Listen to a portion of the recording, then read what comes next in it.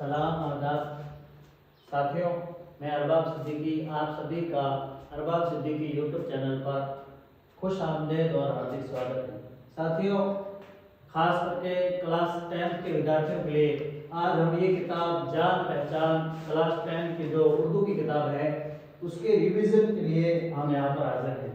साथियों, मैंने आपके सामने मैं पूरे 22 पाठों का निचोड़ लेकर के आपके सामने हाजिर हूँ। मैंने पिछले साल के जो 23 और 24 में आपका जो एग्ज़ाम हुआ है उसके पेपर को भी मैंने साथ लिया है और आपका जो अभी मॉडल पेपर जारी हुआ है उसके सवालों को भी मैंने साथ में लिया है और आपकी किताब के अंदर जितने मोस्ट इम्पोर्टेंट सवाल बन सकते हैं उन सभी को मैंने साथ में ले करके करीब इन 4-5 पेज के अंदर मैंने पूरे 22 पेजों का ये 22 पाठों का जो निचोड़ है आपके सामने पेश किया है। तो सबसे पहले हम समझेंगे कि आपका जो ये उर्दू का पेपर है वो कितने नंबर का आ रहा है और अगर आपने हमारी इस मेहनत को सराहा और इसको जिस तरह मैं आपको बताऊं इस तरह अगर आपने अमल कर लिया और इस तरह अपनी कॉपी के अंदर नोट कर लिया तो आपको 80 में से 80 नंबर लाने में कोई रोक नहीं सकता।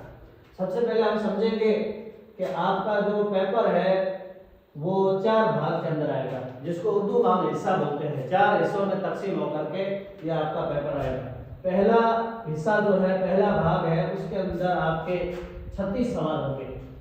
उसके अंदर 18 जो सवाल हैं आपके वो आएंगे अबसद वाले, जिसके अंदर आपको ऑप्शन चूज करना है कि कौन सा ऑप्शन सही है।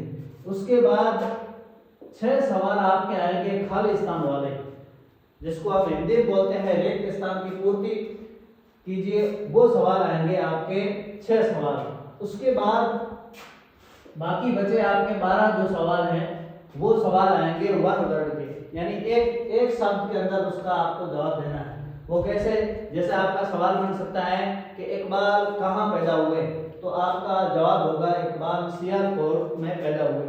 तो ये इस तरह के ये 12 सवाल आएंगे, खालिस्तानों के 6 आएंगे और आपके अबसद वाले जिनको हमको ऑप्शन चूज करना है वो आएंगे 18। यूं मिलाकर के ये होते हैं 36। उसके बाद भाग 2 के अंदर आपका जो सवाल आएंगे वो आएंगे 8 प्लस आएंगे, यानी एक तो आपका पैसेज आएगा, पैराग्राफ आएगा, उसके अंदर आपको ये चूज करना है उस पैसेज में से जवाब उसके पढ़ करके उसको आपको जवाब देने हैं। तो वो पैसेज से करीब 4 सवाल बनेंगे और 4 से 8 से ज्यादा भी बन सकते हैं। तो उसके अंदर इसके अलावा जो बनेंगे वो आपके बनेंगे ग्रामर से, जो 5 से 6 सवाल बन सकते हैं। उसके अंदर आपके मुतज़ाद यानी विलोप शब्द के बारे में पूछा जा सकता है, मुतरादिफ अल्फाज के बारे में जिसको आप हिंदी में पर्यायवाची बोलते हैं उसके बारे में कोई एक शब्द आ सकता है, वो भी 2 नंबर का होगा। और किसी की तारीफ पूछी जा सकती है कि माजी की तारीफ करो या फेल की तारीफ करो या इसम की तारीफ करो। इसके अलावा जो आपका भाग 3 होगा, हिस्सा सॉन्ग जो होगा, उसके अंदर आपके 4 सवाल बनेंगे और वो 4 सवाल कैसे होंगे वो भी मैं आपको पूरी तहकीक के साथ आपके सामने लेकर के हाजिर हूँ। तो भाग 2 के सॉन्ग के अंदर आपका जो नंबर होगा वो 3 नंबर का एक सवाल होगा। उसके अंदर पहला सवाल बनेगा कि किसी सबक का जो खुलासा है वो अपने लफ्जों में करना है। जैसे उदाहरण के तौर पर हमारा एक सबक है ज़बानों का घर हिंदुस्तान, उसके बारे में अभी मॉडल पेपर में भी वो दिया हुआ है, तो उसके बारे में पूछा जा सकता है कि सबक ज़बानों का घर हिंदुस्तान का खुलासा अपनी भाषा में कीजिए। तो उसको हमें इस तरह करना है कि सबसे पहले उस जिसने लिखा है उसका नाम और उसके हवाले से जो हमने पढ़ा है वो हमको क्या करना है, खुलासा करना है। तो एक तो ऐसा आ सकता है, एक या किसी गजल के बारे में, जो गजल या नज़म जो है उस शायर के बारे में पूछा जा सकता है, वो भी 3 नंबर का होगा ये आपका। और तीसरा उसके बारे में पूछा जा सकता है कि किसी पाठ का या किसी नज़म का पूरा खुलासा जो है अपनी रोशनी करना है। और भाग 4 के अंदर ये है, ये भी 4 नंबर का आएगा। ये सवाल जो है 3 नंबर का होगा और ये आपका है 2 नंबर का आएगा। तो इस तरह आपके सबक के अंदर नंबरों को भी बांटा हुआ है। तो मैं आपके सामने लेकर के यहाँ हाजिर हुआ हूँ। आपके भाग 4 के अंदर एक तो पूरे किसी शायर के बारे में लिखा हुआ आएगा कि किसी शायर की हालात जिंदगी आप लिखिए। तो आपको बड़े सवालों के अंदर भी मैं आपको पिछड़ने नहीं दूंगा। और ये जो आपके 36 सवाल हैं और मेरे पढ़ाए हुए में से अगर आपने पढ़ लिया तो मैं ये गारंटी के साथ कहता हूँ 32 प्लस आपको मेरी इस एक क्लास के अंदर आपको मिल जाएंगे। तो आप आराम से इसको देखिएगा और अपने साथियों तक शेयर कीजिएगा और इस चैनल को भी आप जरूर प्यार दीजिएगा और सब्सक्राइब करके रखिएगा। तो पहला सवाल तो ये किसी शायर के बारे में जो 4 नंबर का आएगा। दूसरा आपको या तो खत लिखने के बारे में आएगा या अर्जी आपको लिखनी है।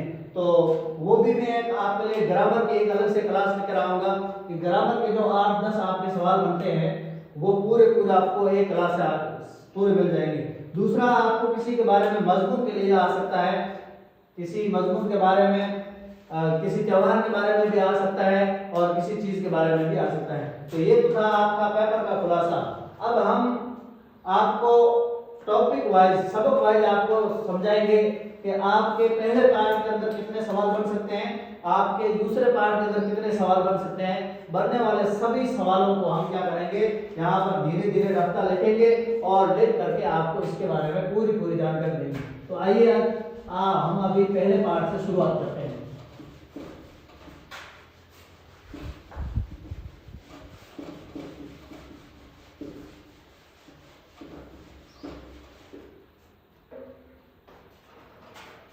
पहला पार्ट है हमारा हमद। पहले पार्ट का नाम है हमद। इसके बारे में क्या सवाल बन सकता है? सबसे पहला सवाल ये बन सकता है कि सबक हमद के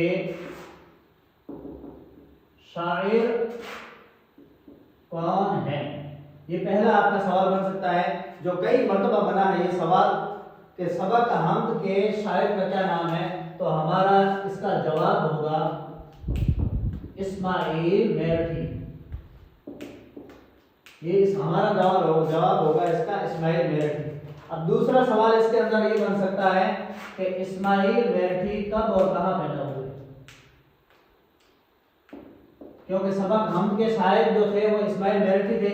ये सवाल बनने का प्रबल दावेदार है। अगर ये नहीं बना तो ये बन सकता है कि इस्माइल मेरठी जो है कब और कहां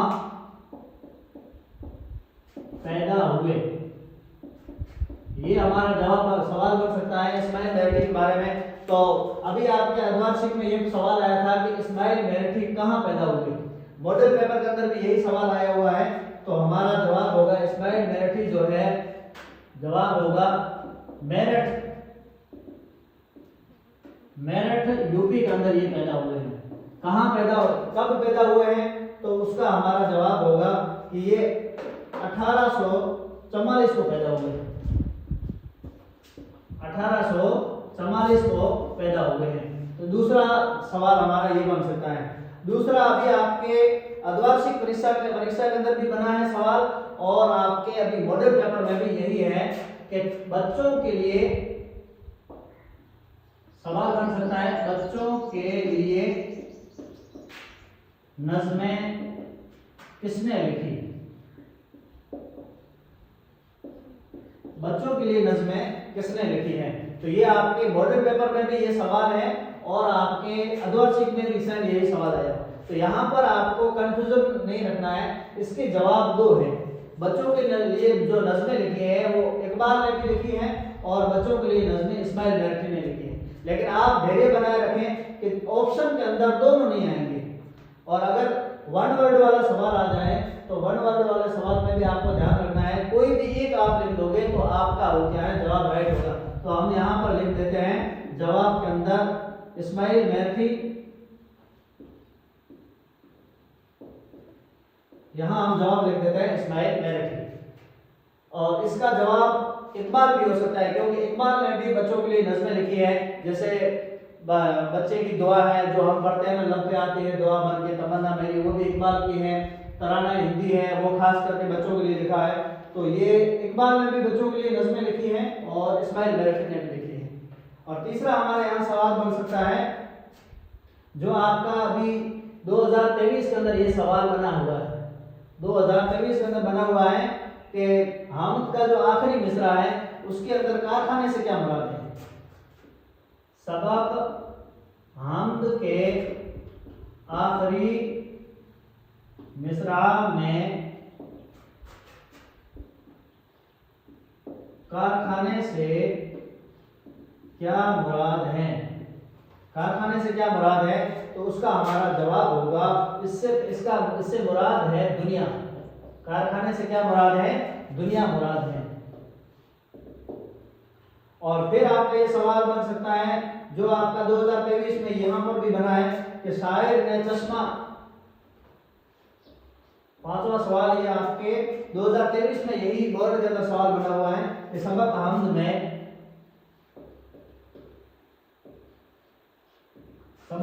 में शायर ने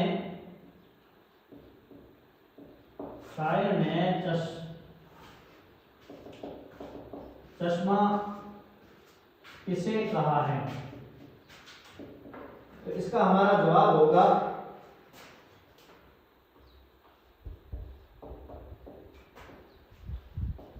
सोता, या कह सकते हैं वो जगह जहां से पानी निकलता है।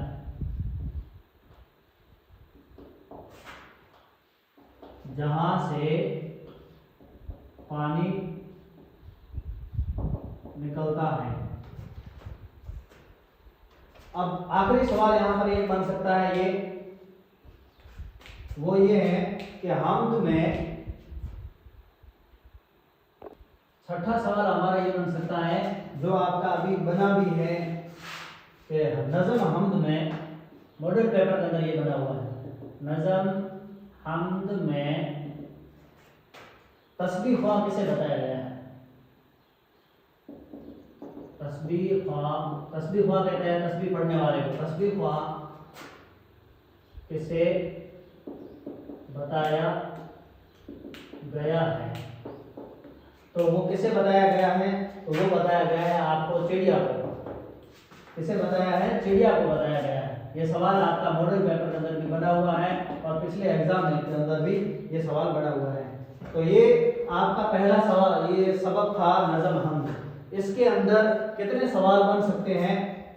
करीब 5 से 6 सवाल बन सकते हैं। अब नज़म के अंदर कैसा भी सवाल बनेगा वो आपके इन 6 सवालों के अंदर बाहर नहीं जाएगा।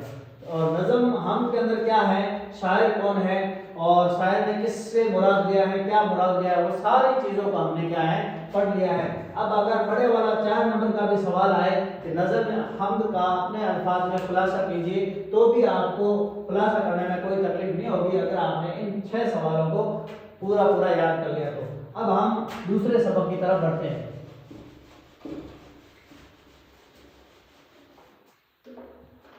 अब हमारा दूसरा सबक है सबक नंबर 2, वो है बेतकल्लुफी। सबक बेतकल्लुफी, इसके अंदर आपके पिछले मॉडल पेपर के अंदर भी और 2023 और 24 के जो पेपर आपके उर्दू के बने हैं उसके अंदर भी बहुत सारे सवाल आए हैं जो कभी 6 से 7 हैं। धीरे धीरे हम उनको पढ़ेंगे और अगर आपने इनको याद कर लिया तो आपका एक भी सवाल बाहर नहीं आएगा। पहला सवाल ये है कि वो आपके अभी इस साल वाले 2025 वाले मॉडल पेपर के अंदर भी है कि सबक बेतकल्लुफी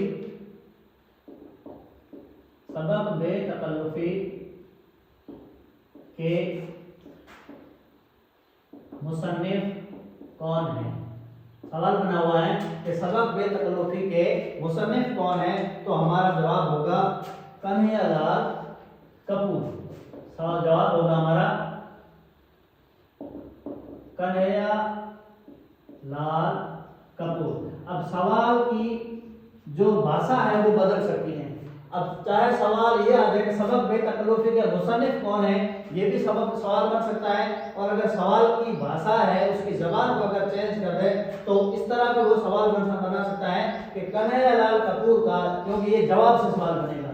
अगर जवाब से सवाल बनेगा तो इस तरह बनेगा कि कन्हैयालाल कपूर का सबक आपके निसाब में कौन सा शामिल है? तो हमारा जवाब होगा सबक बेतकल्लुफी, यानी जवाब से भी सवाल बनाया जा सकता है। तो पहला ये है। दूसरा हमारा सवाल होगा कि सबक ये कन्हैयालाल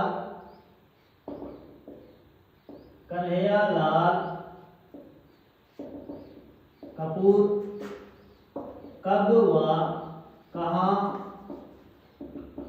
पैदा हुए। ये हमारा सवाल बन सकता है कन्हैयालाल के बारे में। कन्हैयालाल कब और कहाँ पैदा हुए? तो ये 1910 को लाहौर में पैदा हुए। 1910 को लाहौर के अंदर पैदा हुए हैं। तीसरा सवाल हमारा ये बन सकता है कि ये आपके अभी अर्धवार्षिक परीक्षा के अंदर भी ये सेम टू सवाल आया हुआ है, और आपके मॉडल पेपर जो अभी 25-26 के अंदर जो जारी हुए हैं उसके अंदर भी ये सवाल है कि सबक बेतकल्लुफी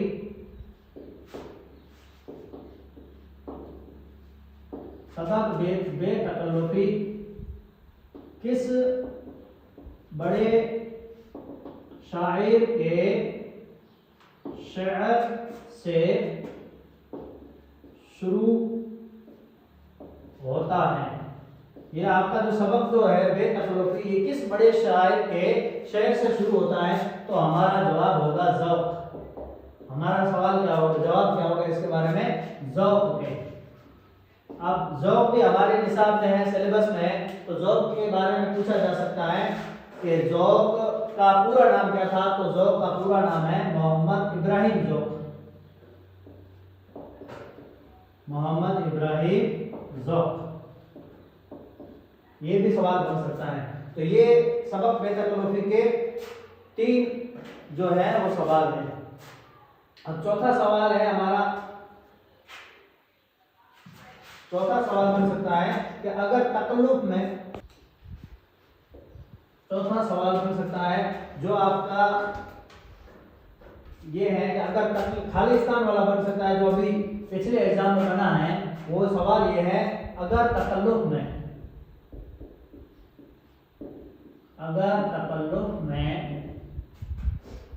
तकलीफ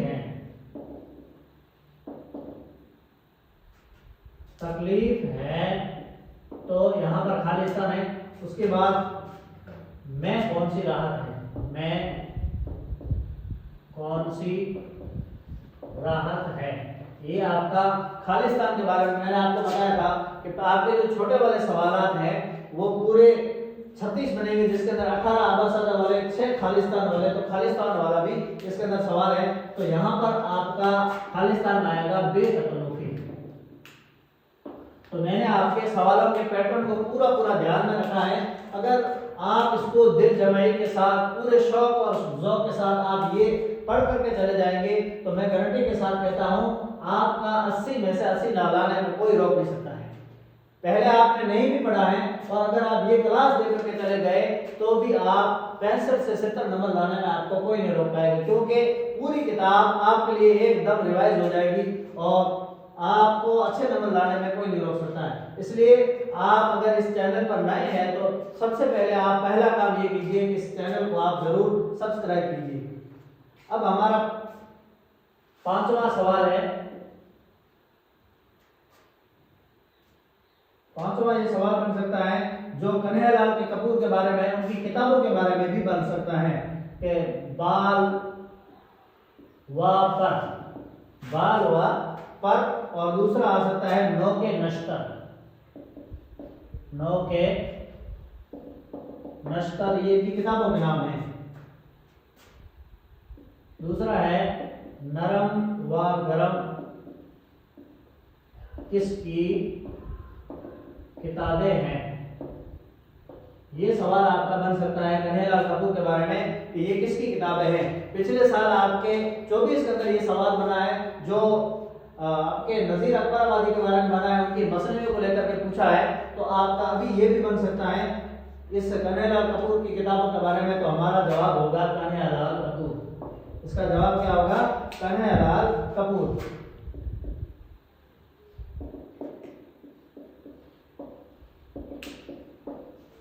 और छठा और आखिरी सवाल आपका ये बन सकता है इस सबक नंबर 2 के अंदर, बेतकल्लुफी गज भर, बेतकल्लुफी गज भर लंबी, यहां पर खालिस्तान है और ये, तो ये आपका पहले, क्योंकि इसी के अंदर एक सवाल बना है, अगर तकल्लुफ में तकलीफ है तो खालिस्तान में कौन सी राहत है, बेतकल्लुफी के अंदर। तो दूसरा आपके आखिरी पार्ट के अंदर ये लिखा हुआ है बेतकल्लुफी गज भर लंबी, यहाँ पर हमारा जवाब आएगा खालिस्तान में जबान। तो ये सवाल बनने का आपका पूरा प्रबल दावेदार है और ये बनेगा भी, आप देखना। और दूसरी इसकी खाली जगह है, ये बेतकल्लुफी है तो तकल्लुफ के बारे में है, तकल्लुफ गज भर लंबा।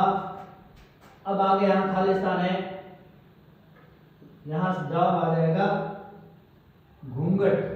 सब क्या है, ये है घूंघट है। तो ये देख लेना, इन दोनों खालिस्तानों में से या यही खालिस्तानों में से एक खालिस्तान जरूर रिपीट होगी। अब कौन सी हो सकती है वो आपको याद रखना है। पहला हमारा ये है कि बेतकल्लुफी गज भर लंबी जबान है और तकल्लुफ गज भर लंबा जो है वो घूंघट है। इन दोनों में से कोई एक खालिस्तान आपका बन सकता है, तो आपको इसका पूरा ध्यान रखना है। और आपके सबक नंबर 2 के अंदर 6 सवाल जो है वो बन सकते हैं और आप इन 6 सवालों को याद रख लोगे तो सबक जो आपका सबक नंबर 2 है वो पूरा का पूरा क्या हो जाएगा, आपका रिवाइज हो सकता है। अब हम आगे बढ़ेंगे सबक नंबर 3 में।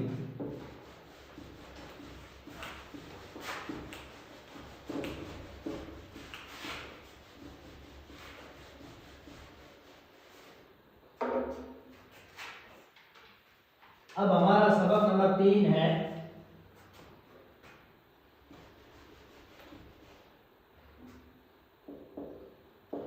वो है नेकी और बदी। नेकी और बदी, बदी की मतलब होती है बुराई। तो इस नेकी और बदी पहला ही सवाल बन सकता है कि इस सबक के शायर कौन है। पहला सवाल बन सकता है, ये आपके 2023 के अंदर जो आपका एग्जाम हुआ है 10वीं का, उसके अंदर ये सवाल बना है। वो क्या है, वो ये है कि नज़म नेकी व बदी के शायर कौन है। ये सवाल आपका 2023 के अंदर जो आपका 10वीं का एग्जाम हुआ है उर्दू का, उसके अंदर ये सवाल बना है नज़म नेकी व बदी का के शायर कौन है। और 23 वाला वापस रिपीट भी हो सकता है। तो हमारा जवाब होगा नज़ीर अकबर आबादी। हमारा जवाब क्या होगा, नज़ीर अकबर आबादी। अब दूसरा सवाल हमारा ये बन सकता है नज़ीर खुद के बारे में कि नज़ीर कब हुआ, कहाँ पैदा हुए। नज़ीर कब हुआ, कहाँ पैदा हुए। नज़ीर खुद के बारे में सवाल बन सकता है। तो नज़ीर कब और कहाँ पैदा हुए हैं, तो ये 1740 को। जवाब हमारा होगा 1740 को। 1740 को दिल्ली के अंदर पैदा हुए हैं। नज़ीर के बारे में ये पूछा जा सकता है कि नज़ीर कब और कहाँ पैदा हुए, तो 1740 के अंदर, और कहाँ हुए हैं तो वो दिल्ली के अंदर हुए हैं। अब ये सवाल तीसरे वाला कई मरतबा आपके एग्जाम में आ चुका है। वो क्या है, वो ये है आपके 2023 वाला है उसी के अंदर ये सवाल पूछा हुआ है, मॉडल पेपर के अंदर भी है। नज़ीर का असल नाम की जगह पूरा नाम भी पूछा जा सकता है आपको। असल नाम क्या था, क्या सवाल को आप पूछा जा सकता है, नज़ीर का असल नाम क्या था। तो नज़ीर का असल नाम जो है वो कई मरतबा आपके मॉडल पेपर में भी हिस्सा लिए है, वो है वली मोहम्मद। असल नाम क्या था, वली मोहम्मद था। आपको कंफ्यूज करने के लिए यहीं पर आपको जो ये सवाल बना सकता है नज़ीर का असल नाम क्या था, वहां पर आपको दे देंगे अली मोहम्मद, वली मोहम्मद, फिर कोई तकी मोहम्मद, यूं करके सवाल आपको दे सकता है और वहां पर आपको कंफ्यूज कर देगा। तो आपको याद रखना है नज़ीर का जो असल नाम है वो क्या था, वली मोहम्मद नाम था। अब चौथा सवाल हमारा इस नेकी और बदी पार्ट नंबर 3 का बन सकता है, वो ये है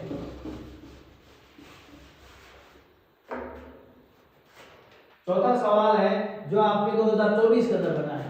2024 के अंदर जो आपका 10वीं का एग्जाम हुआ है उसके अंदर बना है कि अवामी शायर किसे कहा जाता है। ये सवाल था कि अवामी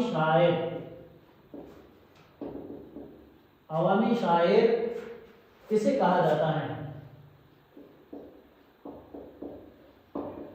ये नजीर के बारे में सवाल बना है जो आपका 2025 के अंदर जो एग्जाम हुआ है फरवरी के अंदर, तो वो बैच जो था वो 24 का था, 25 के अंदर जो एग्जाम हुआ है उसके अंदर ये बताया गया है, सवाल आया था कि अवामी शायर किसे कहा जाता है, तो हमारा जवाब होगा नजीर अकबर आबादी। नजीर अकबर आबादी, इसका असल नाम था वली मोहम्मद। इसको आपको याद रखना है क्योंकि ये कंफ्यूज करने वाला है। और आपका नजीर के बारे में ही पूछा जा सकता है सवाल नंबर 5 के उसकी नज़्मों के बारे में कि रोटियां, दूसरा है मुफलिसी जो कई मतलब एग्जाम में पूछा जा चुका है, मुफलिसी है, और तीसरी उसकी नज़्म का नाम है होली है, और आदमी नामा ये किसकी नज़में हैं। ये सवाल आपको पूछा जा सकता है। पिछले साल इनकी जो है मसनवियत थी उसके बारे में पूछा था, इस साल आपको इनकी जो ये नज़में हैं इनके बारे में पूछा जा सकता है। तो ये किसकी नज़में हैं, तो हमारा जवाब होगा नजीर अकबर आबादी। नजीर अकबर आबादी। अब सवाल नंबर 6 बन सकता है,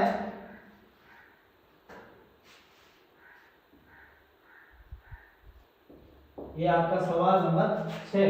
नजीर अकबर आबादी के मुताबिक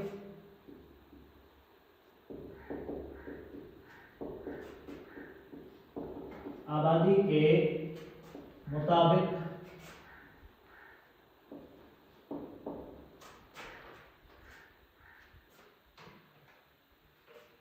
लोहों का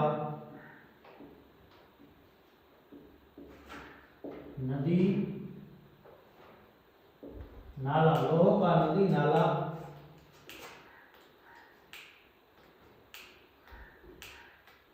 किसको बताया है। ये आपके पिछले आपका जो एग्जाम हुआ उसके अंदर ये सवाल आया है, तो वो किसको बनाया गया है, जालिम को बनाया गया है। किसको बताया गया है, जालिम को बताया गया है। ये अब इस हमारे सबक नंबर 3 का जो आखिरी सवाल है वो ये है,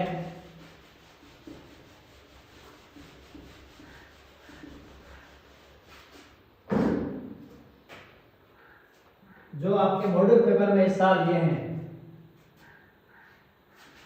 सवाल नंबर 7 के अंदर कुछ देर नहीं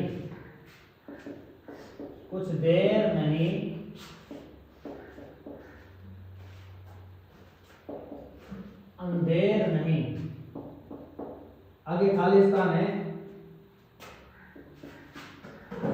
इंसाफ हुआ, खालिस्तान है, इंसाफ हुआ, यहाँ पर खालिस्तान है, उसके बाद है परस्ती है, तो यहाँ पर इंसाफ हुआ, यहाँ पर खालिस्तान आएगा, अदल।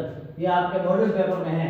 बहुत सारे मॉडल पेपर के जो सवाल हैं वो रिपीट होते हैं, तो आपको भी ध्यान रखना है। तो साथियों, आपने 3 सबक मुकम्मल किए हैं। आपको पता होगा कि हमने आपके लिए किस तरह मेहनत की है। आपके लिए हमने मॉडल पेपरों को भी खंगाला है, आपके लिए हमने पिछले साल जो एग्जाम हो चुके हैं उनके सवालों को भी साथ में लिया है, और किताब के अंदर जो मोस्ट इम्पोर्टेंट सवाल हैं उनको भी हमने साथ में लिया है। तो इस तरह करके 8 से 10 सवाल हमने आपके एक बार से जो मोस्ट इम्पोर्टेंट है उनको लेकर के आपके सामने हाजिर हैं। तो अगर आपको ये पसंद आए तो आप जरूर मेहनत करके इनको याद करके एग्जाम में जाइएगा, और दूसरा ये काम आप जरूर कीजिएगा, इस चैनल को जरूर सब्सक्राइब कीजिएगा। अब हम आगे बढ़ते हैं सबक नंबर 4 की तरफ।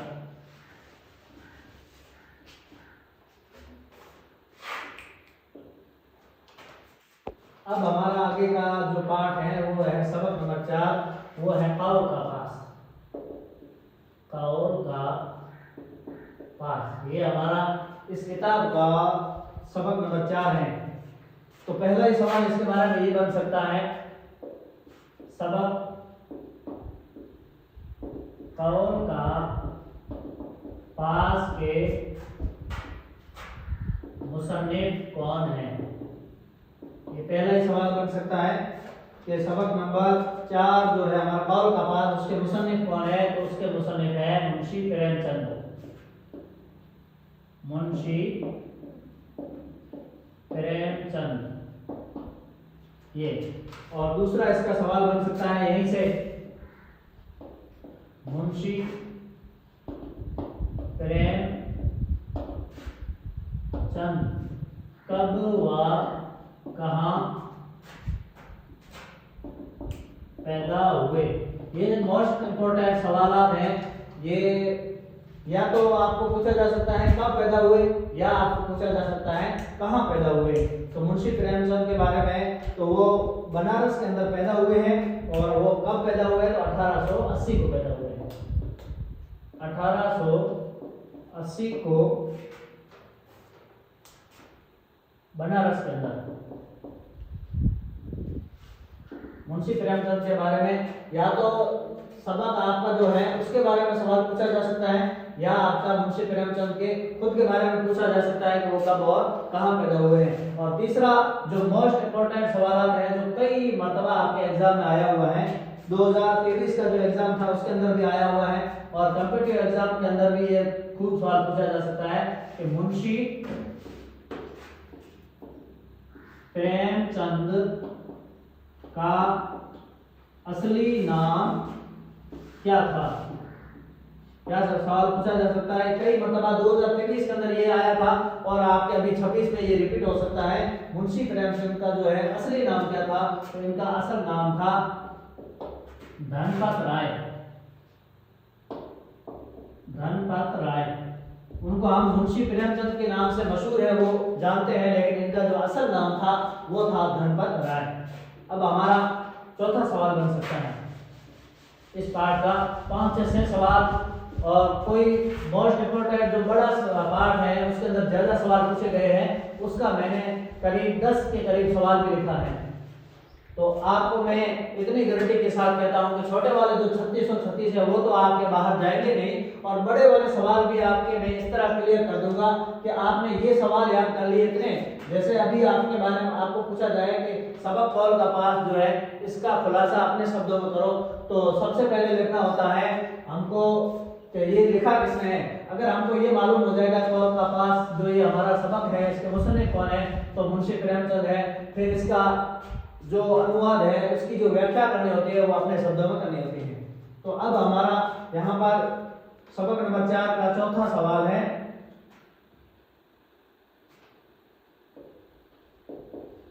चौथा सवाल यहाँ पर बन सकता है जो मुंशी प्रेमचंद के नावल हैं। पहला है गौदान, दूसरा है बेवा,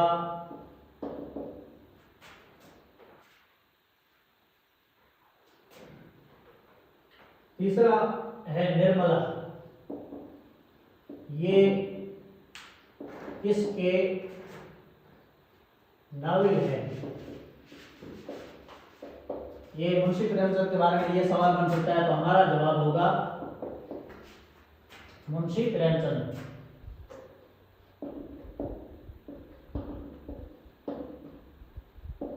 ये गौदान है, बेवा है, इनके बारे में कई मतलब पूछा जा सकता है। तो कहा है कि ये किसके नावल है, गौदान है, बेवा है, तो ये किसके हैं, मुंशी प्रेमचंद के हैं। अब आखिरी सवाल इसके अंदर ये सवाल बन सकता है, खुद पाठ के अंदर बन सकता है कि सबक कौल का पास में राजपूतों के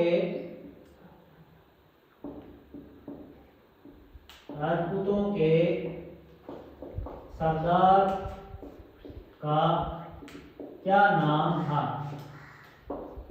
सबक पास आपका जो है कौल का पास, इसके अंदर जिस सरदार का नाम है उसका क्या नाम था, उसका नाम क्या था, रघुपत सिंह था। नाम क्या था उसका, रघुपत सिंह।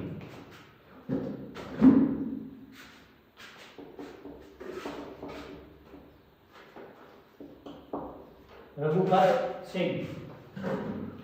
पूरा पाठ आपको पता ही होगा। इसका अगर खुलासा आपको बता दिया जाए तो ये खुलासा है कि सरदार जो अकबर के उन फौजियों से छुप करके जब घर आता है, वो पूरा आपने पाठ पढ़ा होगा, तो उस पाठ के अंदर ये सवाल बन सकता है कि उस सरदार का नाम क्या था। उस सरदार का नाम था रघुपत सिंह।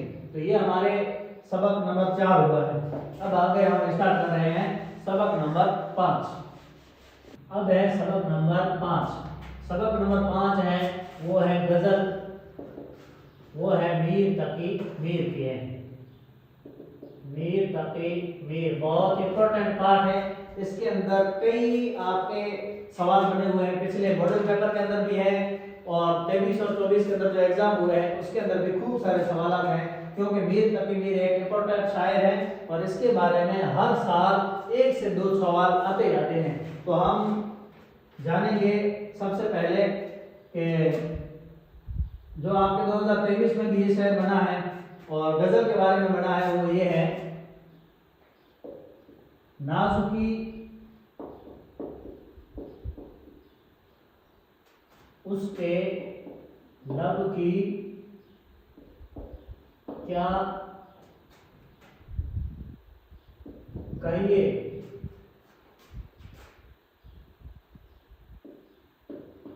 पंखुड़ी एक गुलाब की सी है,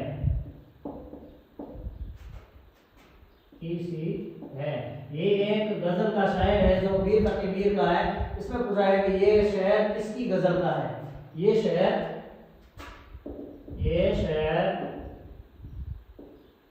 किसकी गजल का है। ये मीर तकी मीर के बारे में ये पहला सवाल जो आपके 2023 के अंदर आपका जो बोर्ड का एग्जाम हुआ है उसके अंदर पूछा है। मीर के गजल का एक शेर उठाया है, नाजुकी उसके लब की क्या कहिए, पंखुड़ी एक गुलाब की सी है। ये एक उनका शेर है और पूछा है कि ये किसकी गजल का शेर है। तो हमारा जवाब होगा मीर तकी मीर। ये और दूसरा सवाल यहाँ पर मीर के बारे में बन सकता है कि मीर तकी मीर कब व कहाँ पैदा हुए, क्योंकि एक इंपॉर्टेंट शायर है और इसके बारे में कई मर्तबा सवाल भी आ सकता है, आया हुआ है। तो ये वो पैदा हुए हैं 1722 को, 1722 को। और कहाँ हुए हैं तो आगरा के अंदर हुए हैं। मीर के बारे में ये कि कब और कहाँ पैदा हुए हैं, तो कब हुए हैं 1722 को हुए हैं और कहाँ हुए हैं तो वो हुए हैं आगरा के अंदर है। अब हमारा तीसरा सवाल है यहाँ पर लिख देता हूं मैं। मीर तकी मीर का इंतकाल कहाँ हुआ। मीर तकी मीर का इंतकाल कहाँ। आप दो चीजों को पढ़ते हैं, एक पढ़ते हैं दबिस्तान जहली और एक पढ़ते हैं दबिस्तान लखनऊ के अंदर। तो मीर जो है आपके पैदा तो आगरा के अंदर हुए हैं, लेकिन इनका आखिरी वक्त जो गुजरा था वो कहाँ गुजरा था, क्योंकि एक इंपॉर्टेंट शायर है। इनकी वफात को भी पूछा जा सकता है, इंतकाल का भी पूछा जा सकता है और कहाँ पैदा हुए हैं ये भी पूछा जा सकता है। तो हमारा इसके अंदर जवाब होगा लखनऊ के अंदर। लखनऊ के अंदर ये क्या हुए हैं, इनका इंतकाल हुआ है। अब हमारा चौथा सवाल यहाँ पर बन सकता है मीर के बारे में, वो ये है।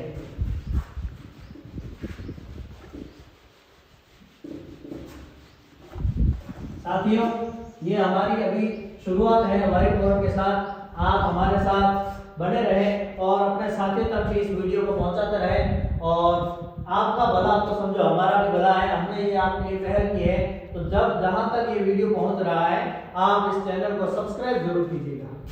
अब आइए, हमारा ये चौथा सवाल है जो आपका मॉडल पेपर के अंदर इस साल है। इस साल वाला भी जो आपके जनवरी के अंदर जो मॉडल पेपर जारी हुआ उसके अंदर ये सवाल है, उर्दू गजल का इमाम किसे कहा जाता है। उर्दू गजल का इमाम किसे कहा जाता है? उर्दू गजल का इमाम किसे कहा जाता है? तो उर्दू गजल का इमाम जो है वो आपको मीर तकी मीर का कहा जाता है। मीर तकी मीर को उर्दू गजल का क्या कहा जाता है? इमाम कहा जाता है। यानी बहुत ही बड़े शायर है, इमाम कहते हैं कि वो सबसे बड़ा हो और दूसरे शायर जो है वो सब पीछे हो। तो उर्दू गजल के अंदर मीर तकी मीर एक इमाम का दर्जा रखते हैं। अब हमारा पांचवा सवाल बन सकता है, ये आपके 2023 के अंदर बना भी है, मीर की मसनियों के बारे में। बहार इश्क, दूसरा है शोला इश्क,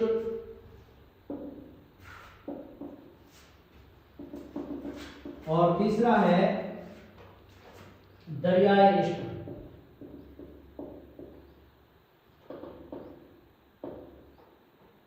दरियाए इश्क ये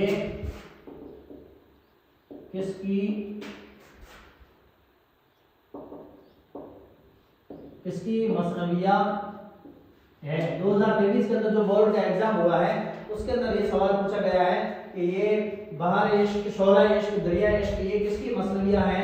तो ये किसकी मसनविया है? मीर तकी मीर की है। जवाब होगा हमारा मीर तकी मीर का। और अब है हमारा छठा सवाल। साथियों, अगर से आपको बोर्ड की क्वालिटी वगैरह नहीं दिखाई दे रही होगी, लेकिन कंटेंट के अंदर, सवालात के अंदर आपको इससे बढ़कर के क्वालिटी कहीं नहीं मिलेगी, ये हमारा दावा है। क्योंकि हमने आपके लिए बहुत मेहनत की है, आपके लिए हमने मॉडल पेपर को खंगाला, आपके लिए हमने पिछले साल जितने भी 2 साथियों के 22 के अंदर जो सिलेबस था वो अलग था, 23 के अंदर आपका ये सिलेबस बदला है, निसाब बदला है, 23 से लेकर के अभी तक वही चला रहा है। तो 23 और 24 के अंदर एग्जाम जो है उसको भी हमने साथ में लिया है और किताब के अंदर भी उन सवालों को हमने साथ में लिया है।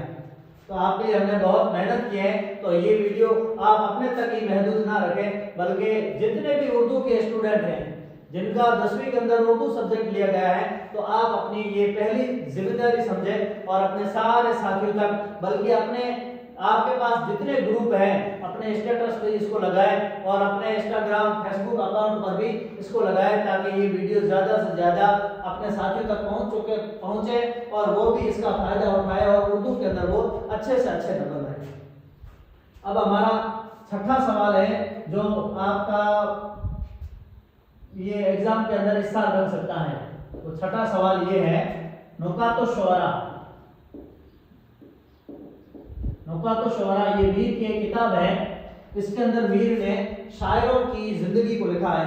नुकातो शुअरा किसकी तसनीफ है? किसकी तसनीफ बना किताब किसने लिखी है?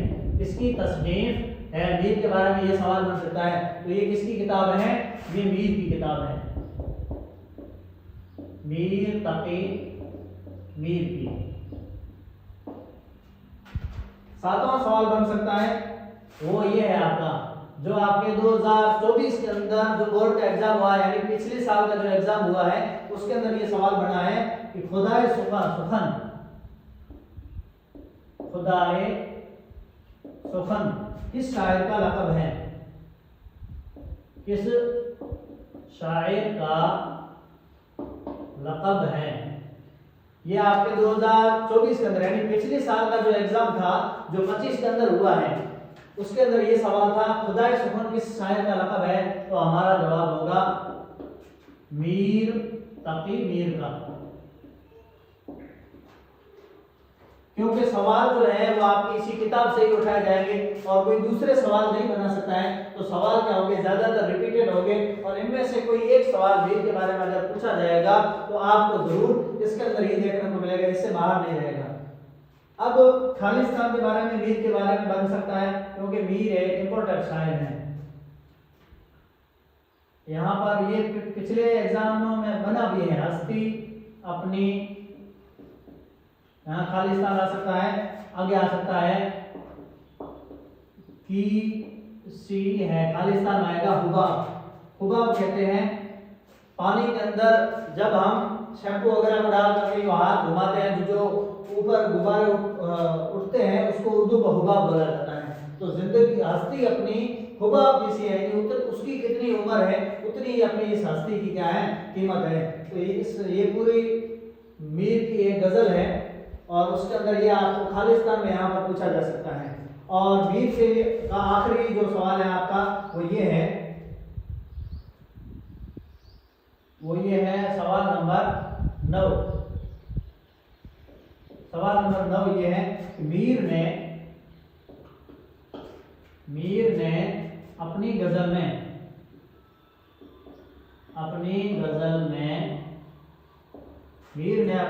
में खाना खराब किसे कहा है? खाना खराब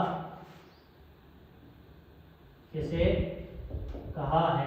ये सवाल आपका बन सकता है। तो मीर ने किसे कहा है? तो वो किसे कहा है? आशिक को कहा है। किसको कहा है?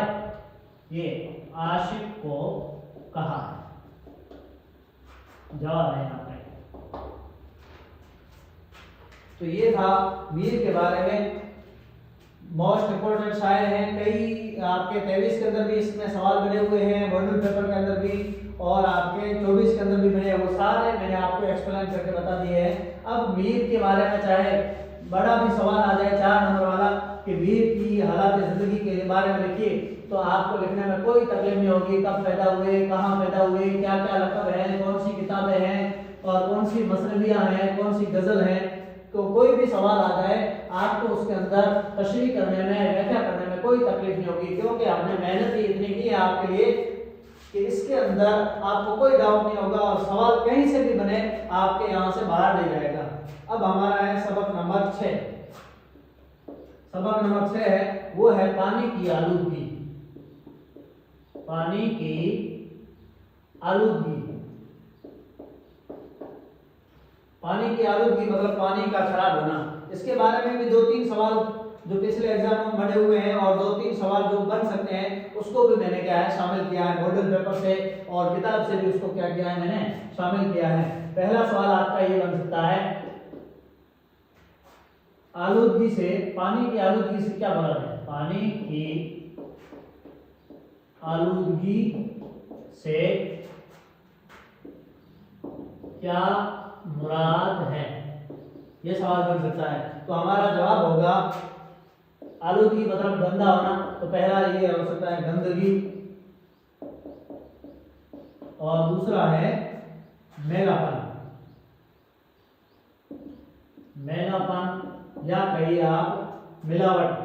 कोई गंदी चीज उसके अंदर मिल जाती है तभी पानी क्या हो जाता है? पानी की आलूदगी हो जाती है, पानी गंदा हो जाता है। ये आपके 2023 के अंदर जो आपका एक पेपर हुआ था उसके अंदर ये पूछा हुआ है 2023 के अंदर, यानी पिछले साल नहीं उसके पहले वाले सवाल में।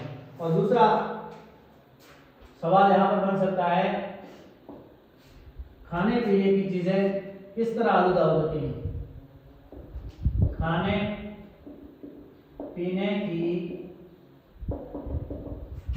चीजें किस तरह आलूदा हो जाती हैं? तो हमारा जवाब होगा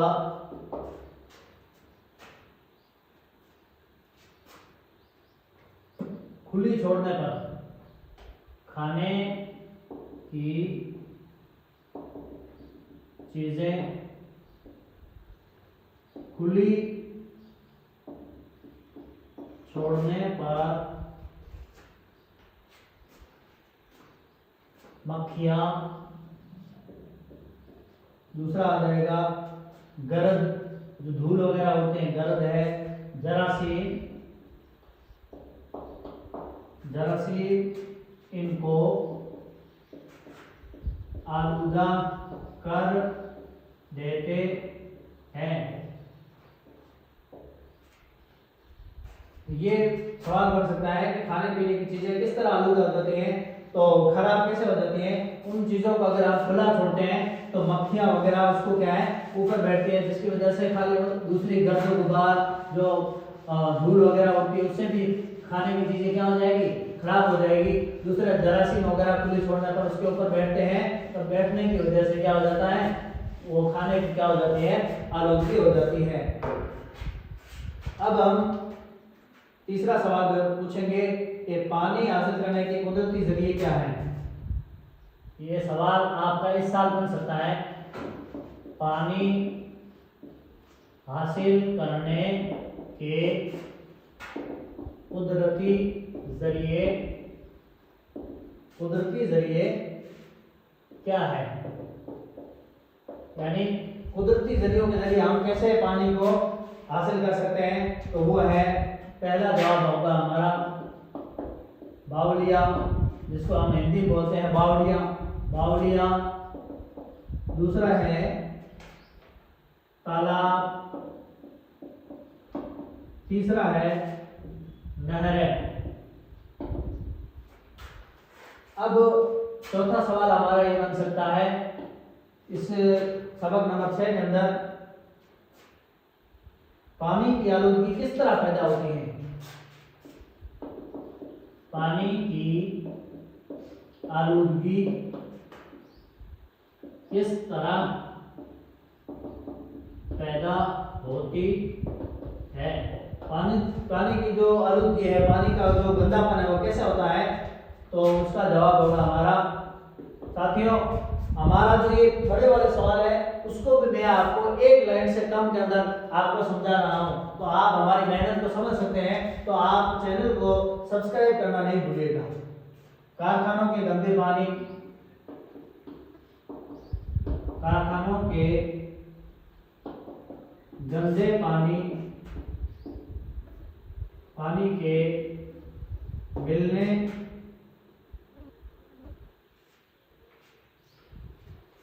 व मवेशियों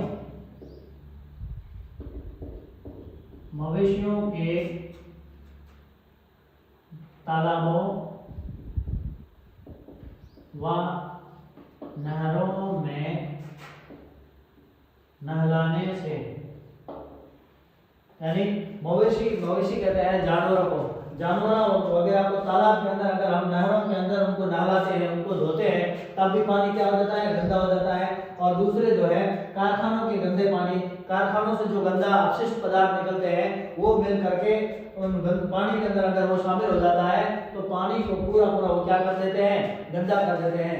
तो ये पानी की आलूगी इस तरह होती है। अब हमारा लास्ट सवाल इसका ये है, सवाल नंबर 5। अगर पानी गंदा हो जाए तो उसको हम कैसे सही कर सकते हैं, पाक कर सकते हैं। अगर पानी क्या हो जाए, गंदा हो जाए, तो कौन सी ऐसी चीजें हैं अगर उसको हम उसके अंदर मिला देते हैं तो गंदापन वो क्या है, अलग हो जाता है और पानी साफ हो जाता है। तो सवाल नंबर 5 ये सवाल आपका बन सकता है। आलूदा पानी को कैसे काबिल बनाया जाता है, काबिल बनाया जाता है। अगर पानी गंदा हो गया है तो उसको अगर हमको सही करना है तो कैसे बनाया जाता है। तो उसका जवाब है, पहला है फिटकरी के टुकड़े डालने से। पहला क्या है, फिटकरी के टुकड़े अगर हम गुदला पानी के अंदर, गंदे पानी के अंदर डालते हैं तो फिटकरी जो है काफी हद तक गंदगी को क्या कर देती है, अपने अंदर चूस लेती है। दूसरा है 2 चुटकी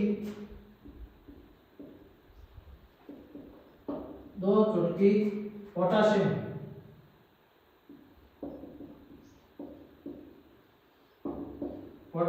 पर मैग्नेट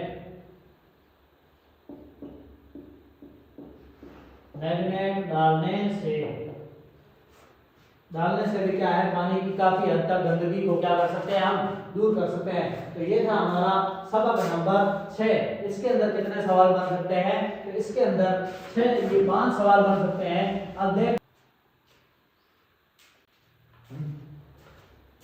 अब हमारा सबक नंबर 7 है, ज़बानों का घर हिंदुस्तान।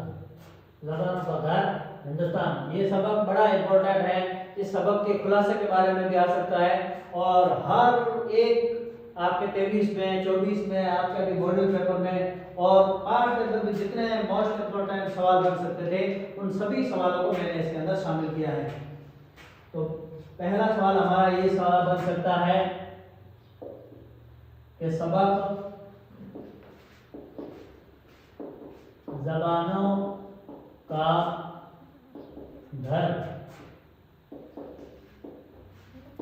हिंदुस्तान के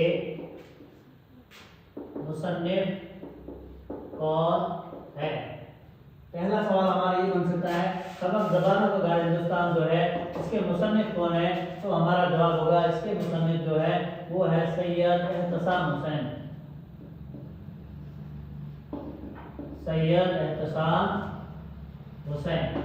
पहला सवाल जवाब हमारा क्या हो सकता है, सबक जो ज़बानों का घर हिंदुस्तान है इसके मुसन्निफ कौन है, तो सैयद एहतसाम हुसैन है। सवाल नंबर 2 बन सकता है सैयद एहतसाम हुसैन कब और कहाँ पैदा हुए। सैयद एहतसाम हुसैन कब व कहाँ पैदा हुए। ये सवाल बन सकता है कि सैयद एहतसाम हुसैन कब और कहाँ पैदा हुए। तो 1912 के अंदर जवाब होगा 1912 के अंदर 1912 में आजमगढ़ कहाँ है हुआ है आपके यूपी में है। आजमगढ़ यूपी के अंदर ये सैयद एहतसाम हुसैन पैदा हुए हैं। अब आपका ये सवाल बना नहीं है, मुझे ऐसा लग रहा है कि ये सवाल आपका बन सकता है क्योंकि सैयद एहतसाम हुसैन का शुमार किन में होता है। सैयद एहतसाम हुसैन का शुमार किन में होता है। सैयद एहतसाम का शुमार जो है यानी वो किन में होता है, वो गजल गो शायर है या नज़म गो है या वो क्या है मजमून निगार है, तो इनका शुमार होता है तनकीद निगार में। ये क्या है, एक नकाद है उर्दू के सफ़े अव्वल के नकादों में। उर्दू के सफ़े अव्वल के नकादों में कह सकते हैं या तनकीद निगार भी आप कह सकते हैं। तनकीद निगारों में ये है। अब हमारा ये सवाल नंबर 4 है सबक नंबर 7 का जो हमारा है ज़बानों का घर हिंदुस्तान। इसका सवाल नंबर 4 है वो ये है एहतसाम हुसैन की किताबों के बारे में पूछा जा सकता है। ये तनकीदी जायज़े और दूसरी है रिवायत तो बगावत। ये आपके 2 किताबें हैं जो है सैयद एहतसाम हुसैन की, वो उसके बारे में पूछा जा सकता है। ये इसकी तस्नीफ है।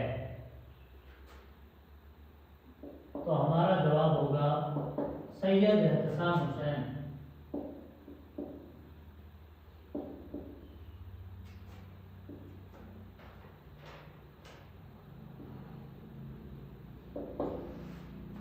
अब हमारा सवाल नंबर 5 होगा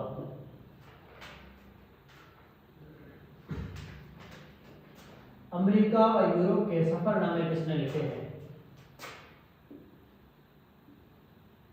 ये अमेरिका व यूरोप के सफरनामे किसने लिखे। तो हमारा जवाब होगा सैयद एहतसाम हुसैन। सवाल नंबर अब आगे है 6 जो आपका 2024 के अंदर जो आपका एग्जाम हुआ है उसके अंदर ये सवाल बना है उर्दू की कहानी। उर्दू की कहानी के मुसन्निफ कौन है? ये 2024 यानी पिछले साल 10वीं के अंदर ये सवाल आया हुआ है कि उर्दू की कहानी के मुसन्निफ कौन है। तो इसके मुसन्निफ हैं सैयद एहतशाम हुसैन।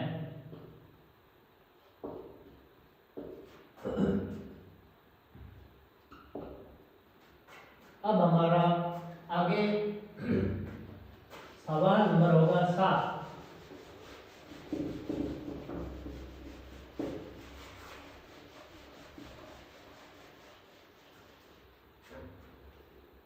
सवाल नंबर 7 है,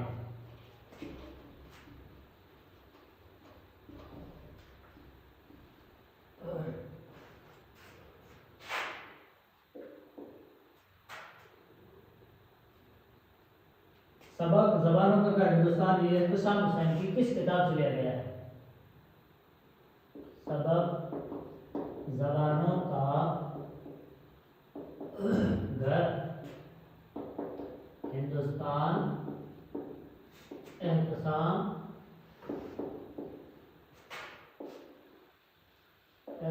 हुसैन की किस किताब से लिया गया है? ये सवाल आपका बन सकता है, जो आपके इस साल के मॉडल पेपर के अंदर भी ये है। ये आपका जो अभी 2026 का जो मॉडल पेपर है इसके अंदर भी ये सवाल है। तो ये किससे है? उर्दू की कहानी से। उर्दू की कहानी से ज़बानों का घर हिंदुस्तान जो है ये उर्दू की कहानी से ही लिया गया है।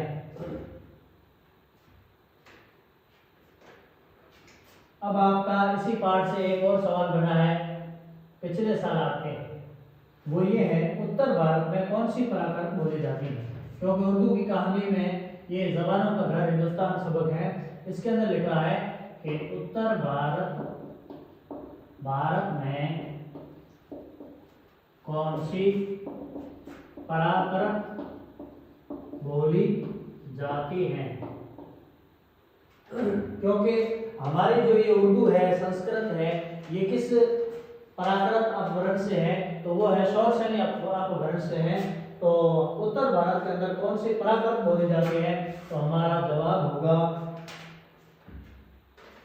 वो है शौरसेनी पराक्रम। कौन सी पराक्रम है? शौरसेनी पराक्रम है। इसी शौरसेनी पराक्रम से हमारी जबान उर्दू और संस्कृत निकली है। ये आपके 2024 के अंदर ये सवाल आया है। आपके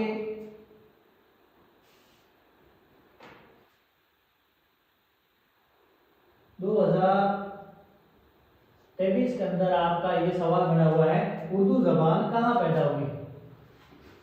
उर्दू जबान कहाँ पैदा हुई?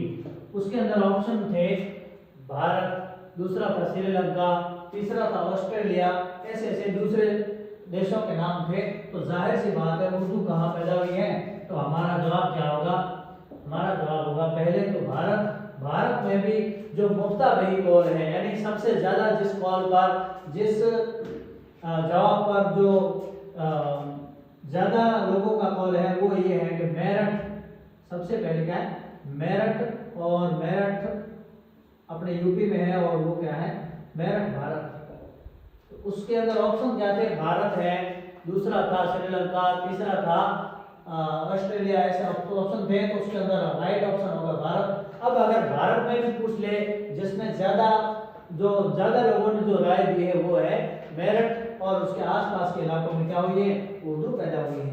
तो ये हमारे थे सबक नंबर 7 जो ज़बानों का घर हिंदुस्तान है। इसके अंदर बहुत सारे सवाल बनते हैं और बहुत सारे बनते हैं, तो इसलिए मैंने भी आपको इसमें कम से कम 8 से 9 सवाल लिखाए हैं। तो आपका ये ज़बानों का घर हिंदुस्तान, आप इसको अगर से खुलासे में भी दे दिया जाए तो भी आपको इसके अंदर कोई भी तकलीफ नहीं होगी, कोई भी तकलीफ इसके अंदर आपको नहीं होगी। तो ये था हमारा सबक नंबर 7।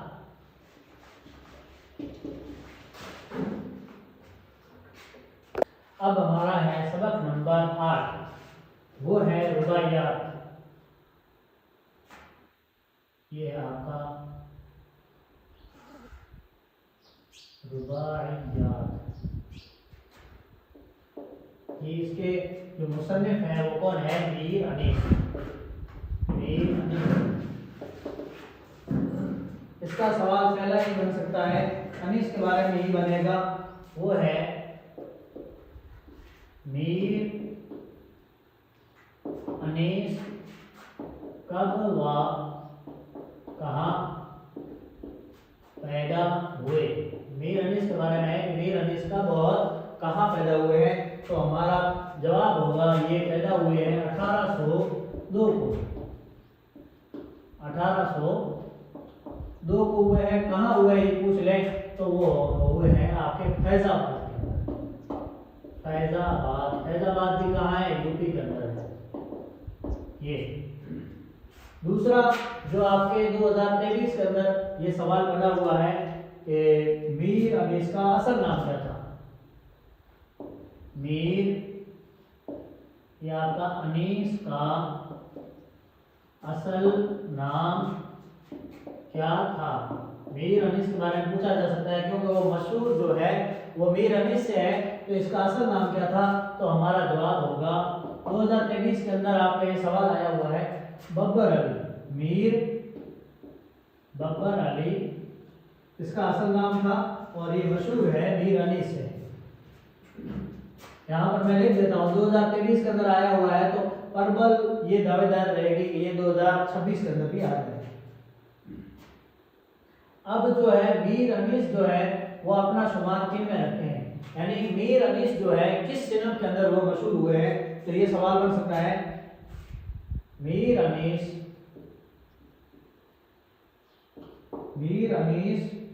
को किस सिनफ में ज्यादा महारत थी। यानी वैसे तो मीर अनीस की गजलें भी मिलती हैं, नज़में भी मिलती हैं, लेकिन मीर अनीस का जो सबसे ज्यादा मशहूर हुए हैं वो किस चीज में हुए हैं। तो मीर अनीस एक मर्सिया नगारी है।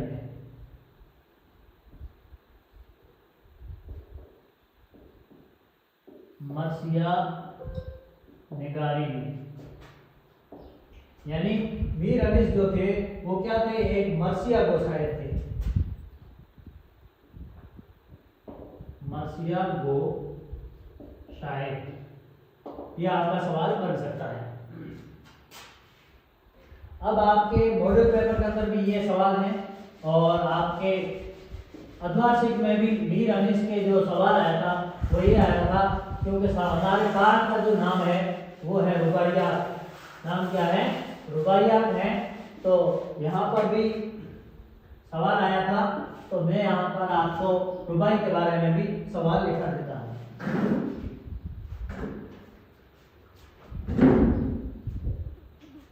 सवाल नंबर हमारा 4 है, रुबाई किसे कहते हैं। ये आपका आदिवासी के अंदर ये सवाल है, रुबाई किसे कहते हैं। रुबाई किसे कहते हैं? जवाब होगा 4 मिसरे वाली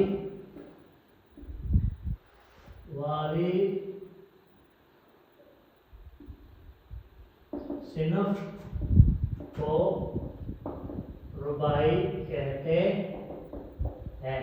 4 सिनफ वाले, यानी जिसके अंदर 4 शेर हो उसको हम क्या बोलते हैं? रुबाई कहते हैं। और इसका ये सवाल यूं भी बन सकता है, रुबाई का क्या माना है? तो रुबाई का माना है 4 है। तो ये हमारा था सबक नंबर 8 जो मीर के बारे में है। तो इसके बारे में ये छोटा सा सबक है। या तो आपका सवाल बन सकता है कि मीर अनीस का असल नाम क्या था, या आपका सवाल बन सकता है कि रुबाई किसे कहते हैं, या आपका मीर अनीस के बारे में पूछा जा सकता है कि वो किस किस्म के शायर थे। तो इस बारे में उनका ये पूछा जा सकता है। तो अब आगे हम स्टार्ट करेंगे। अब हमारा है सबक नंबर 9। वो क्या है? वो है लोक कहानी। सबक नंबर ये 9 क्या है, लोक कहानी। और लोक कहानी के अंदर भी वो क्या है, तो लोक कहानी है खुदा के नाम खत। बहुत सारे सवाल इस पाठ से आपके बने हुए हैं, इस लोक कहानी से बने हुए हैं। खुद लोक कहानी के बारे में भी पूछा जा सकता है और खुदा के नाम खत जो है इसके बारे में अलग अलग तरह से सवाल आपको पूछे जा सकते हैं। 2024 के अंदर आपका ये सवाल बना था, सवाल नंबर 1 में बता रहा हूँ, 2024 यानी पिछले साल आपका ये सवाल बना था कि लोक कहानी खुदा के नाम खत ये किस जबान पर मुश्तमिल है। ये आपकी जो लोक कहानी खुदा के नाम खत है, ये किस जबान पर मुश्तमिल है, यानी असल इसकी जबान क्या थी, उर्दू के अंदर तो इसको बाद में ट्रांसलेट किया गया है, तो इसका जवाब होगा स्पेनी जबान। क्या जवाब है, स्पेनी, ये स्पेनी जबान। इसकी मूल जबान जो है वो है स्पेनी जबान, इसको उर्दू के अंदर क्या किया गया है, ट्रांसलेट किया गया है। अब दूसरा सवाल आपका यहां बन सकता है, लोक कहानी खुदा के नाम खत में किस चीज का बयान है, किस चीज का बयान है। साथियों, एक ही पार्ट के अंदर मैं आपको इतने सवाल जो बहुत इंपॉर्टेंट बनने जा रहे हैं वो इतने लिखा देता हूं कि अगर आपको 4 नंबर वाला जो सवाल आता है उसके अंदर पूरे पार्ट का खुलासा देना होता है आपको 4 नंबर वाले के अंदर।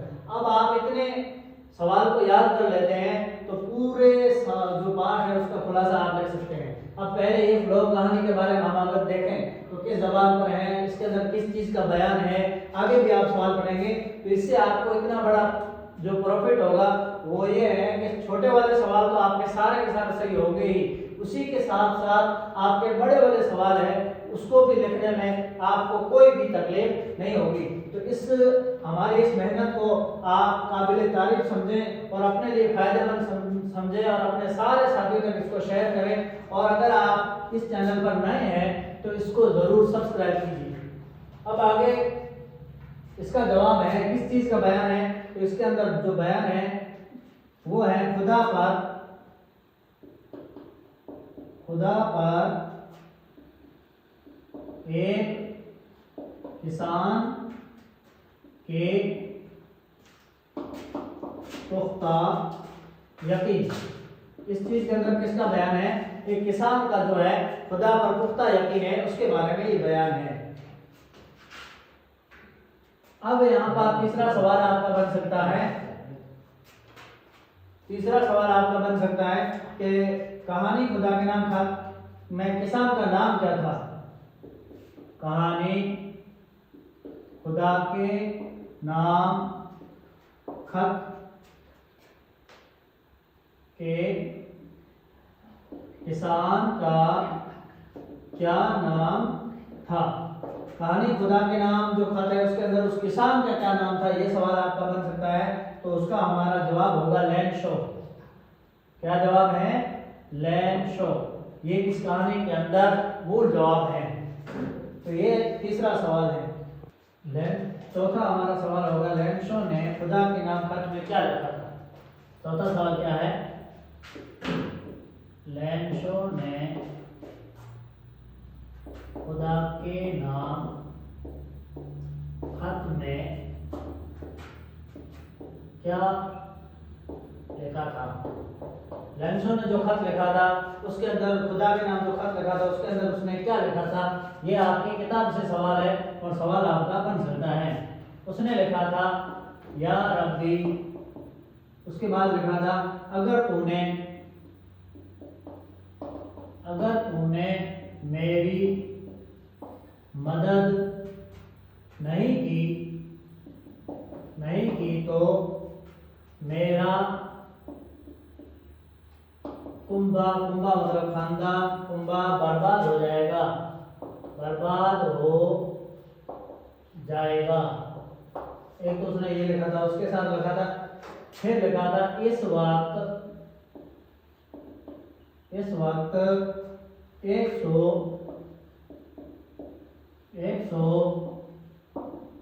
रुपया की अशद जरूरत है। उस खत के अंदर उसने ये लिखा था कि यार अभी अगर तूने मेरी मदद नहीं की तो मेरा कुंबा, मेरा खानदान बर्बाद हो जाएगा। इस वक्त मुझे 100 रुपए की अशद जरूरत है। इसके बाद उसने हमारा ये सवाल नंबर 5 है, वो ये है, अब है जब लैंसो ने ये खत लेकर दिया तो उस लिफाफे के ऊपर उसने क्या लिखा था? लैंसो ने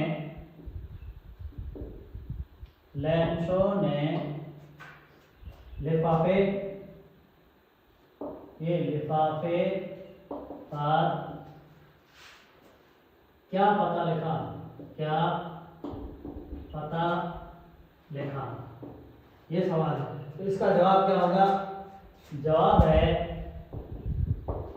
ये खत खुदा को मिले। उसने पत्ते के ऊपर क्या लिखा था कि ये खत जो है वो खुदा को मिले। अब हमारा आखिरी सवाल है, सवाल नंबर 6। इसके अंदर क्या है? लैंसो ने बीबी से क्या प्यास आराई की थी? अपनी बीबी से, अपनी घरवाली से लैंसो ने क्या प्यास लगाया था? लैंसो ने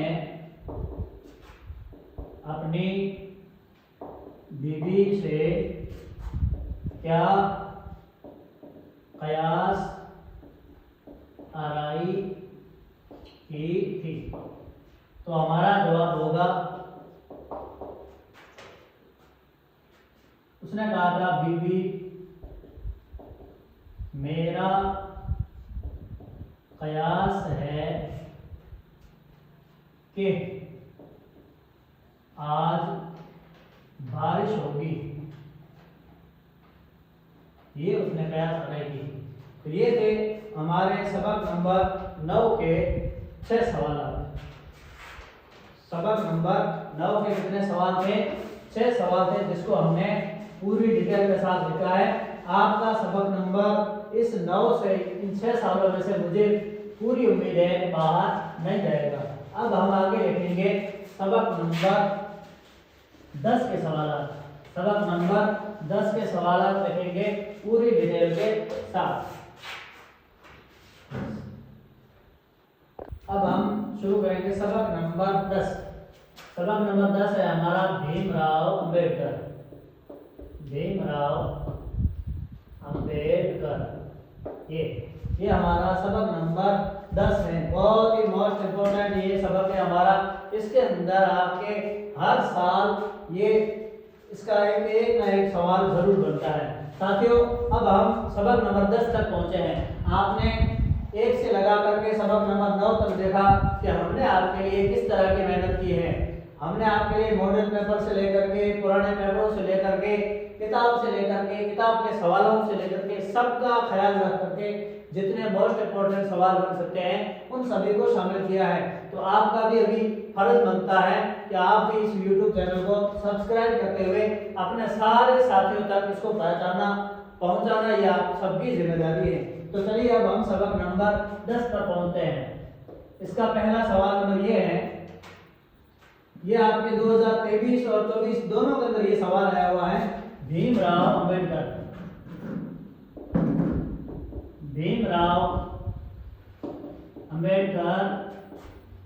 कब व कहाँ पैदा हुए? अब देखिए, ये कब पैदा हुए ये 2023 का है, कहाँ पैदा हुए ये 2024 का है। तो दोनों के अंदर ये सवाल बना हुआ है। मोस्ट इंपोर्टेंट ये पार्ट है। तो हमारा जवाब होगा 1891 को कहाँ पैदा हुए थे?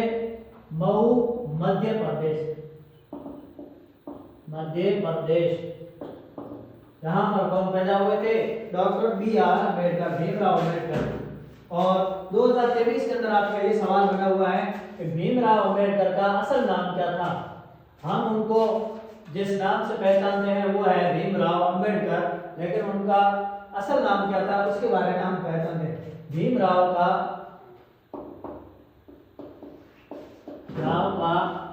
असल नाम क्या था?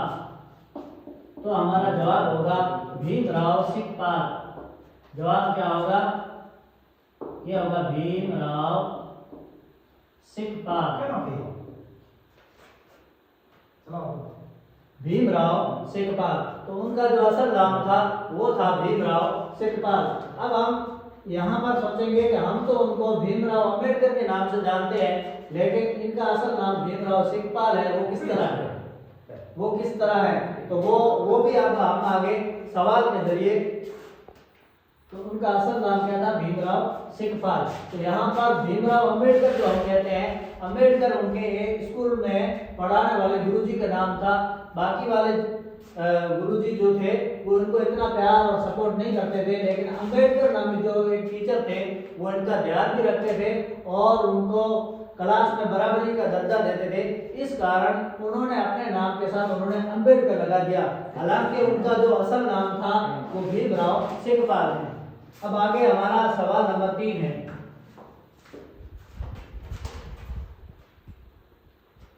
वो सवाल यही है जो मैंने अभी आपको बताया, भीमराव के नाम में अंबेडकर क्यों शामिल हुआ है? भीमराव के नाम में अंबेडकर क्यों शामिल हुआ? ये सवाल बन सकता है। तो इसका जवाब यही है, जवाब होगा सतारा के स्कूल के एक उस्ताद थे जो भीमराव को बहुत चाहते थे। बराबरी का सुलूक करते थे। इस कारण उन्होंने अपने नाम के साथ इस नाम को उन्होंने जोड़ लिया था।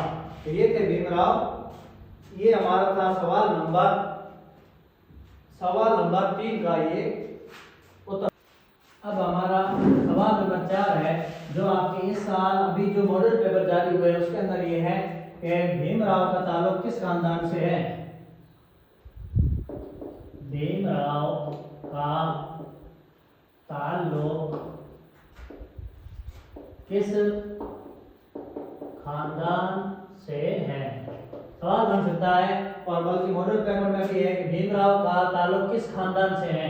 तो हमारा जवाब होगा महार खानदान। ये है महार खानदान से।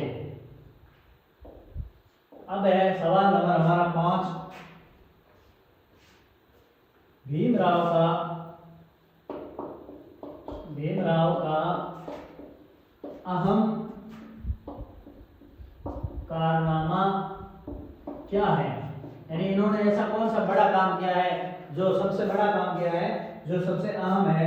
तो वो क्या है? वो हम सभी जानते हैं कि ये हमारे संविधान के निर्माता हैं, जिसको हम उर्दू में बोलते हैं हमारे मुल्क के दस्तूर का तहरीर करना। हमारे मुल्क के दस्तूर, उर्दू बोलते हैं दस्तूर, हम हिंदी में उसको बोलते हैं संविधान। दस्तूर का तहरीर करना यानी लिखना, ये उनका सबसे अहम कारनामा है। और यहीं से एक सवाल और बन सकता है कि भारत के दस्तूर का मामार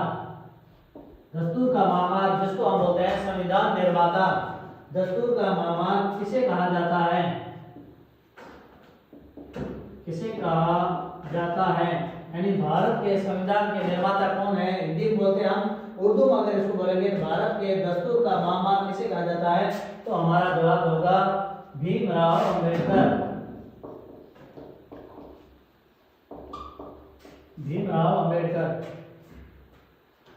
अब हमारा आखिरी सवाल इस सबक नंबर 10 का है, वो ये है कि भीमराव का इंतकाल कब हुआ? क्योंकि आपके 2023 और 24 दोनों के अंदर ये पूछा हुआ है कि उनकी जो पैदाइश है वो कब और कहाँ हुई, दोनों पूछा हुआ है।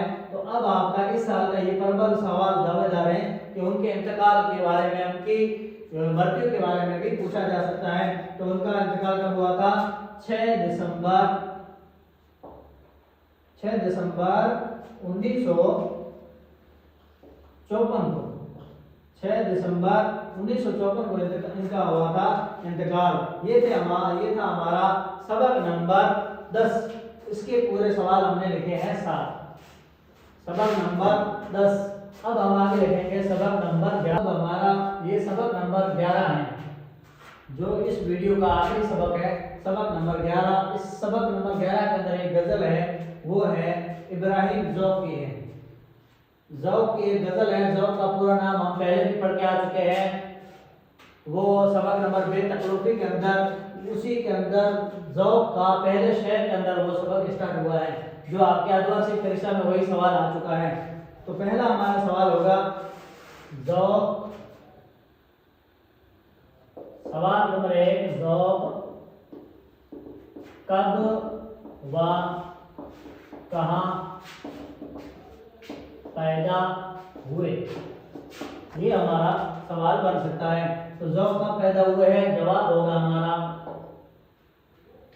1788 को। 1788 को दिल्ली में, और दिल्ली के अंदर ही इनकी क्या हुई है? वफात हुई है। कब हुई है? 1854 को। 1854 के अंदर ही इनकी वफात हुई है। अब चाहे ज़ौक़ की पैदाइश पूछे चाहे वफात पूछे, दोनों मैं आपके यहाँ लिख चुका हूँ। 1788 के अंदर ये पैदा हुए हैं और 1854 के अंदर इंतकाल हुआ है। कहाँ हुआ है? वो भी दिल्ली के अंदर हुआ है। कब पैदा हुए हैं? वो भी दिल्ली के अंदर पैदा हुए हैं। अब यहाँ पर दूसरा सवाल जो आपका बन सकता है वो ये है, ज़ौक़ का असल नाम क्या था? ज़ौक़ का असल नाम क्या था, जो मैं ऊपर लिख चुका हूं। ज़ौक़ का असल नाम ये हो जाएगा मोहम्मद इब्राहिम ज़ौक़।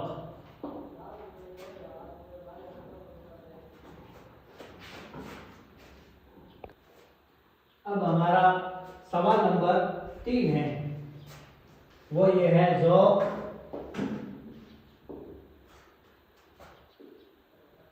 किसके शागिर्द व किसके उस्ताद थे? यानी ज़ौक़ ने खुद ने किससे शायरी सीखी थी और फिर ज़ौक़ से किसने शायरी सीखी है? तो ज़ौक़ किसके शागिर्द थे, और फिर है कि ज़ौक़ खुद के ज़ौक़ का कौन शागिर्द था, यानी ज़ौक़ किसके उस्ताद थे? तो हमारा जवाब होगा, ये शागिर्द तो थे शाह नसीर के। ये हो जाएगा शाह नसीर के शागिर्द व बहादुर शाह जफर के उस्ताद थे। बहादुर शाह जफर के ये ज़ौक़ उस्ताद थे और ज़ौक़ खुद किसके शागिर्द थे? जो वो थे शाह नसीर के। अब आखिरी हमारा सवाल है, जो मोस्ट इम्पोर्टेंट सवाल है, ये आपका इस साल सवाल बन सकता है 101%। वो है बहादुर शाह जफर ने ज़ौक़ को कौन से खिताब दिए? ये आपका सवाल बन सकता है। इसका जवाब मैं यहां पर लिख रहा हूं।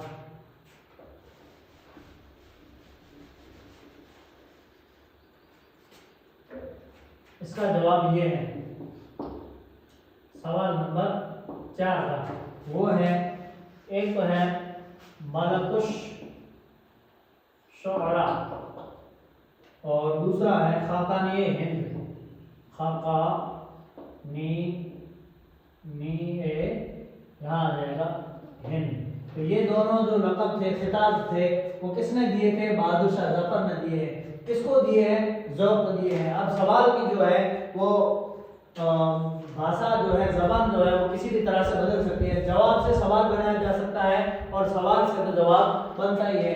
बहादुर शाह जफर ने ज़ौक़ को कौन कौन से खिताब दिए हैं? तो हमारा जवाब होगा मलकुश शुअरा और खाकानी हिंद। अब यहाँ पर यहीं से सवाल उठा है, ज़ौक़ को मलकुश शुअरा और खाकानी हिंद के खिताब किसने दिए थे? तो हमारा जवाब होगा बहादुर शाह जफर ने।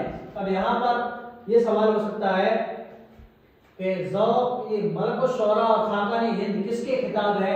तो भी हमारा जवाब होगा ज़ौक़ का। तो यानी सवाल की जो है भाषा है वो बदल सकते हैं। तो साथियों, यहाँ तक हमने सबक नंबर 1 से लेकर के सबक नंबर 11 तक यानी आधे तक हम पहुंचे हैं। आपने हमारी मेहनत को देखा होगा कि हमने आपके लिए किस तरह की मेहनत की है, किस तरह आपके लिए मॉडल पेपर से लेकर के, पुराने पेपरों से लेकर के और किताब के अंदर भी जो मोस्ट इम्पोर्टेंट सवाल थे उनको भी हमने क्या है इसके अंदर शामिल करके पूरे 11 पार्ट का निचोड़ आपके सामने रखा है। इस वीडियो के अंदर हमने आपकी आधी किताब का निचोड़ आपके सामने रखा है। तो आपको ये जरूर पसंद आया होगा।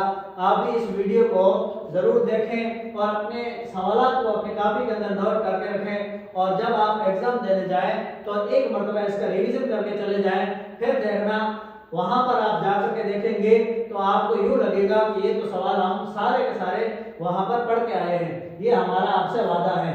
तो साथियों, आप इस चैनल पर अगर नए हैं तो इसको जरूर सब्सक्राइब करके रखिएगा और इसको भी जरूर लाइक और शेयर कीजिएगा, क्योंकि ये आपका ही चैनल है और हमने आपके लिए इतनी मेहनत की है तो आपका भी ये फर्ज बनता है कि आप खुद भी सब्सक्राइब करें और अपने साथियों तक भी इस वीडियो को जरूर से जरूर पहुंचाएं। थैंक यू, धन्यवाद, बहुत बहुत शुक्रिया आपका ये वीडियो देखने के लिए। इस पार्ट के अंदर इतना ही।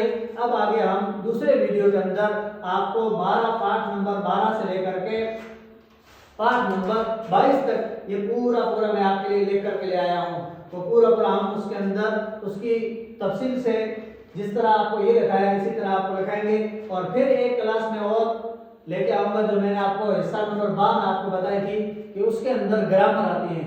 तो ग्रामर का एक तो सवाल आता है अर्जी नवेसी जो पूरे 4 नंबर का होता है और 8 सवाल जो है आपके ग्रामर में वाहिद, जमा, मुज़क्कर, मुअन्नस, मुहर्रा, मुतजाद, मुतरादिफ ये सवाल आते हैं। तो इसकी मैं एक क्लास अलग से लाऊंगा और 2 क्लासें आपकी जो ये है, एक क्लास रहेगी सबक नंबर 1 से लेकर के 11 तक और दूसरी आपकी क्लास रहेगी वो है 12 से लेकर के 22 तक। तो आप भी इस क्लास को और आने वाली क्लास को भी जरूर शेयर कीजिएगा और अपने साथियों तक जरूर पहुंचाइए। थैंक यू, धन्यवाद।